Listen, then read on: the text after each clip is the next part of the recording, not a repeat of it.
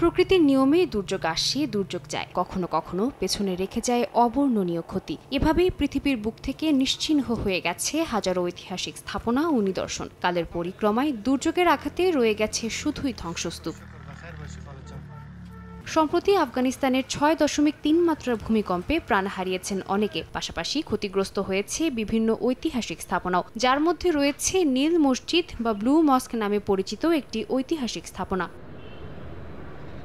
ভূমিকম্পে ঐতিহাসিক এই মসজিদের পলেস্তারা খসে পড়েছে, ক্ষতিগ্রস্ত হয়েছে বাইরের দেয়াল, মিনার থেকে ইটও খুলে পড়েছে, ভবনের বিভিন্ন জায়গায় দেখা দিয়েছে ফাটল। এমন বিপজ্জনক অবস্থাতেই জনগণের জন্য উন্মুক্ত রাখা হয়েছে মাজার শরীফ, যা মানুষের জন্য বিপজ্জনক। মানবিক সহায়তা সংস্থাগুলো বলছে, আসন্ন শীতকালে ভবনটি আরও ঝুঁকিপূর্ণ হয়ে উঠতে পারে, তাই সংস্কারের দাবি জানিয়েছেন স্থানীয়রা। মাজারি শরীফ আমাদের ইতিহাসের অংশ, প্রতিদিন অনেক মানুষ এখানে ঘুরতে আসে। যেহেতু ভূমিকম্পে স্থাপনাটির উল্লেখযোগ্য ক্ষতি হয়েছে, সরকারের উচিত দ্রুত এর মেরামত করা। গত সোমবার আফগানিস্তানে আঘাত হানা ভূমিকম্পে এখনও বাড়ছে মৃতের সংখ্যা। এর আগে চলতি বছরের আগস্ট মাসে ভূমিকম্পে প্রাণ হারান হাজারো মানুষ, ক্ষতিগ্রস্ত হয় বহু স্থাপনা।